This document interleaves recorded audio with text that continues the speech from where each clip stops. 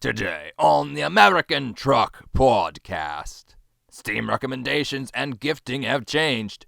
The new Need for Speed game will have an offline experience, and WWDC is next month. Hello and welcome to the American Truck Podcast with Andrew C. I'm Jefferson B. And Freelance Gamer. That's actually a little confusing, but it's actually just Andrew C, the good doctor, and myself, and what Patootie? Nope, I'm Jefferson B this time. Oh, you're Jefferson B. Oh, so that's your handle this time. Got it. There's no good doctor today. That's gonna be when confusing. You're not here and I'm Freelance Gamer. Mm-hmm.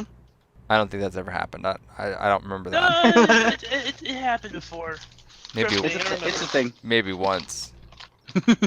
I don't think it's been more than once though. And when Andy can't do this, then I'll be INGC. I think that we just won't have a podcast. We just don't have a podcast whenever I can't do it. I think the We call one that a break. the one or or two hiatus. times we've just canceled it, or like we rearranged the schedule so that it happened at a we recorded it at a weird time. Mm. So we generally don't have that problem. There was the one that I was sick, and Jeff hosted instead of me, and I did the minor commentary. But I sounded terrible for that one. So that worked out. I'm turning. Beware. Oh, me too. All right, we're good. Me 3. You went the wrong way. It's effective. Only because there's a bunch of cones for you to come back over. Yeah, I would have just stayed on the wrong side of the road for a bit. You're trying to get yourself banned from Trucker MP, like always. I mean, the day they ban me is the day I can finally say that I retire from the podcast, no matter what. True. Even though I True. don't drive, I'll just call it a reason. There you go. I mean, we got wet patootie now, so I mean, worst case to, he could just Engine do it. malfunction. That's gone. Did you not repair your truck before setting off? Oh, I did. I'm already at 14% from doing that. Oh gosh, you're not very good. Well, I mean, you should have seen the survivability of going down that off ramp. It was actually pretty good. That's no good. But Toots, I almost ran you down. I started drifting, and then you just kind of came out of nowhere to the right of me, and it was just, I'm like, whoa, hello. But Talking about running things down, Segway running down things. oh, And that segues into our actual segue, oh, Jefferson B. which is the start of our news. So apparently Steam, I wouldn't hear ever get Steam recommended things for you. Yeah, It tells me all I the time. think they've It recommends recommended a lot of bad shooters. things. Yeah, it goes, hey, you seem to like military shooters, and I'm like, I mean, I like get- the ones I already own. I don't really want any more. But I get a whole bunch of recommendations of questionable anime girl games. Yeah, That one's justified. that one makes sense. I don't know. It's kind of like when you had me order some anime on Amazon, and then Amazon thought that I wanted anime now, so it was like recommended because you bought previous things. And I'm like, Amazon, that was for a friend. I don't interest. That ain't me, man. I don't interest.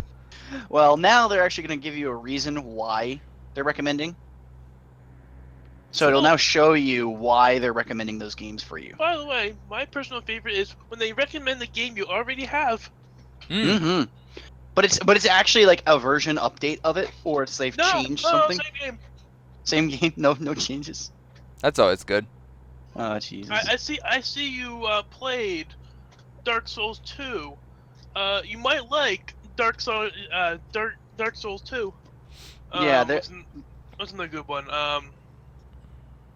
It's like, I see you play games like this game. You might like the same exact game. Yeah, that's a particular one there. I just figured I don't understand why it tells you to turn on that one. Yeah, I know. I was actually I was thinking about turning on the other one. But Yo, I just hit the bench at premium Maybe quality that's why. food at the Crazy Cow, and the bench actually moved. It moved. I hit a bench and it flew. Oh my god, In and Out. Hi, In and Out. No, that's Ray's. Whatever. Also, It's did Bob's. both of you just have to F7 enter? No, we're here. Don't worry. Okay. We're here. Sorry, We're so I driving didn't know past if you were silverware. But yeah, apparently they're gonna make it so that back on topic, they're gonna recommend games, and they're gonna tell you, 4 reasons that they normally do it are like similar to games you've played, reviews, recommended by followed curators, which I don't know what that really means, and friends who want and own the game. So if I want a game, it may be like, oh, your friend wants it, don't you want to play with him? Right. And Andy's gonna go no. Exactly. That's how it's gonna go. Or it'll be like Andy owns this game and maybe you want it and you'll be like no. Nah. Because it's City Skylines. But the curators thing, they added that a while ago. It basically is renowned people who are relevant to gaming and whatnot, or not, perhaps, can basically make a list of, hey, these are my favorite games. You should buy these because they're awesome. And so Gotcha. Steam curators, if you are following a particular one, that would then impact also your recommendations. Makes sense. Okay. Yep. And along with that, they're also changing gifting. So now they're gonna make it so you could schedule gifts in advance, which is kind of cool. And It kind of terrible. follows the. Well, I mean, it is kind of terrible, but it would be nice because you can. That means you could buy a game, right? And rather than putting it in your 50% damage, rather than putting it in your inventory and waiting for someone's birthday, if you bought it on a Steam sale, you could just say buy it on a Steam sale, gift it, and then not have to think about it. In that scenario, I will agree with you. Yes, that is a perfectly fine way of using the schedule gift thing. What I was thinking of is, hey, I'm gonna buy my friend this game, and then the price goes down between now and when the game gets gifted to them.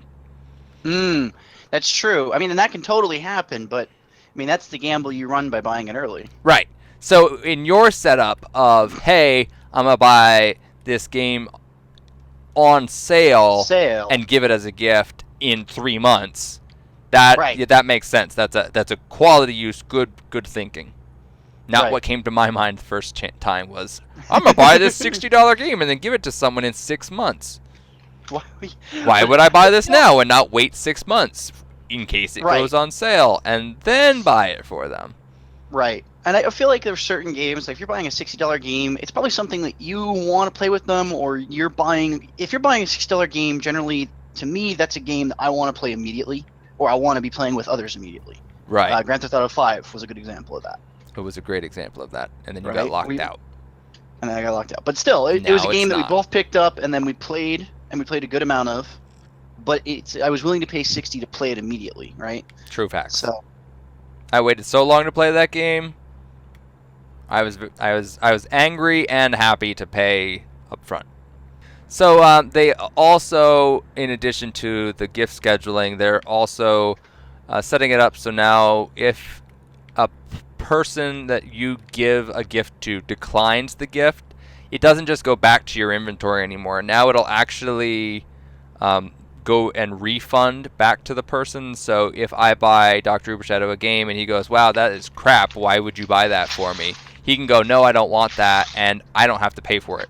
It'll just go back to, like, no one ever, like, it never was purchased, and it gets basically instantly refunded. So right, which might work out for the $60 thing if you end up buying a game. Oh, absolutely, yeah. And your friend's like, yeah, I don't think I would like that. I think that would be poop. Well, actually, that's a really good way. Like, let's say the game went on sale, right? And it's on sale when your friend gets it. Then they could just refund it to you, right? True. Cancel it, refund it, and then you could gift it to them again at the cheaper price. Right, exactly. Or they'd be like, "Oh my gosh, that's awesome! That's the best thing ever! Thank you, I accept this." And you're like, "No, I forgot about that, and it's on sale." Because you know they ain't backdating the price on it. They're not gonna be like, "Oh, you bought this in December and it was $50 and now it's $20." You know they're not gonna change the price as it goes. It's not like pre-order guarantees where if the price goes down, we'll refund you the difference. Right. That's definitely not going to happen. Yeah. So, and then the last thing that is changing with Steam gifting, the way that it's been set up is so far is like if you bought a game for someone who lives in another country, or vice versa. Let's say someone who lives in Russia who has a really weak economy buys you a game, and they're actually friends with you, legitimate friends, not like, oh, I Hey, buy I know this dude. Wink, wink. I buy Nudge, nudge. game for you. You like game? Here, cheap game. Okay, thanks. Bye. It's not like that, but like legitimate friend, or like you move to, there, and you need to, like you still have your friends who live here, and you're like, hey, I want to buy them a game. Traditionally, you would buy a game like that, try to gift it, and it would let you buy it and gift it, and then the system would see where the game originally came from, where it was purchased from, and then on, say, my end, it would go, you can't have that game. You're in the wrong region. And the game would just basically get auto declined or go into some kind of weird limbo state, and you wouldn't get the game. So now it'll actually say, hey, Freelance Gamer is in America. You can't give him a game from Russia. So it won't even now let you buy that gift anymore, which will save a lot of hassle of that, oh, I don't know if I'll be able to use this game as a gift for that person. Right. Although it would kind of suck if you bought it ahead of time and then sent it later through the inventory system. Yes, yeah, if you already had bought something for someone in the past, then yeah, it would. Now, I mean, they wouldn't have been able to accept it anyway, even if you had stored it, but unless you bought it pre the game being moved to that system. Because I think, in theory, if not all games fall into that category, it's a lot of games. It's usually the big titles are the ones that get marked as, semi-region locked. But the smaller games and the indie titles, usually they seem to care a little less about whether there's price, manipulation happening for the buyers. Whereas the high dollar people generally are like, yo, no do that. You come pay $60 for my game. Don't you go to Russia and pay $12 for my $60 game. But that is the way it is, and that's the way it has been. So now it's just more transparent, which is good. Agreed. Now, in a very surprising turn of events, looks like good old EA, they've remembered what offline mode is, apparently. They were talking about Need for Speed, the latest edition of Need for Speed that's going to be coming out here in late 2017. They have said it is going to have an offline single-player experience. The experience part makes me nervous, but whatever. But it's offline. I'm also curious. No, do I have to be? Hold on. How offline? Do I have to be logged into Origin? I don't know. They didn't say. Probably, right? All they said was offline experience. Yeah, after you log into Origin using a network connection. True, probably. So, probably semi-offline mode. Yay!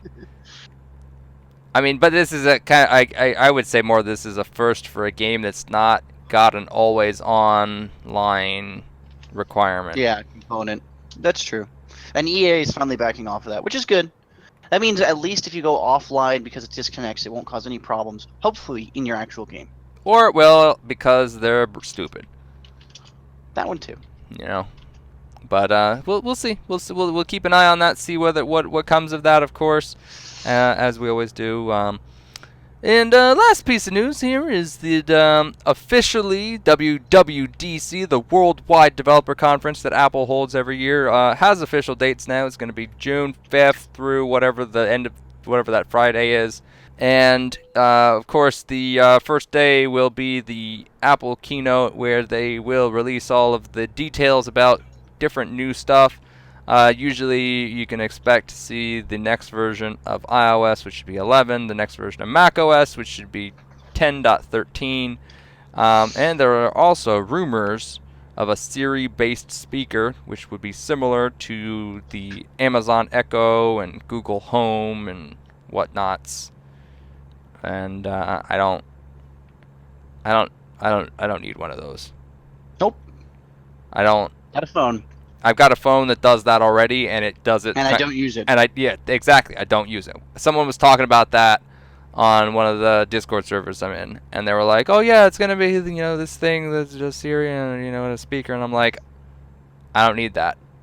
Why? I don't even use it on my phone. I've seen some people who use like the Amazon one that they'll use it for home automation, where it'll be like, hey, turn on lights, and it turns on the lights. Okay, that has some functionality. I can get that, but if you're not doing that with me. Yeah, like it's 90% of the time it takes less effort for me to just Google something myself than fight with Siri to get it to figure out what I want. Right. I don't think we're gonna be seeing anything that's very necessary. And I'm sure if they do come out with a Siri speaker, it's gonna be revolutionary. It's gonna be the best home speaker dock foopty doopty thing in the world, and everyone's gonna rush to the stores to buy one. And I'm gonna sit here and shake my head and be like, why you buy that? I don't need this. No one needs this. No one needs a Siri speaker. And I'm surprised I've been able to talk about Siri this much without my Siri going off. Yeah, but that's when you don't. Remember, when you say something that isn't "Hey Siri" or Siri, it goes off. That's right. If I say "Hey Siri," it won't work. But didn't work. But if I say "May Siri" or "Hey Siri" or "May Siri," it would go off by itself. You can't think of anything. Didn't go off. Mayberry. Yeah, Mayberry should have set it off. But it didn't. It did not go off any of those times. Thankfully. Good job, Siri. Any further comments? No, I think that's about it. I think the only thing that I'm kind of looking at is 10.13. I'm curious what they're going to do. Oh, it's going to break everything. Considering, I work tech support, so I'm always curious how they're going to change things. And like randomly adding Siri to 10.12 was kind of like well, why? Why do we do that? What was the point of that? Also, I found a wet patootie. Oh, did you now? I lost you guys a long time ago. Womp womp. Well, I'm done. Down for the count. Rip you too. And on that bombshell, it is time to end. Hope you enjoyed this episode of the American Truck Podcast. If you like this, make sure you hit that like button down below. Perhaps also hit the subscribe button. And we will see you guys in the next one.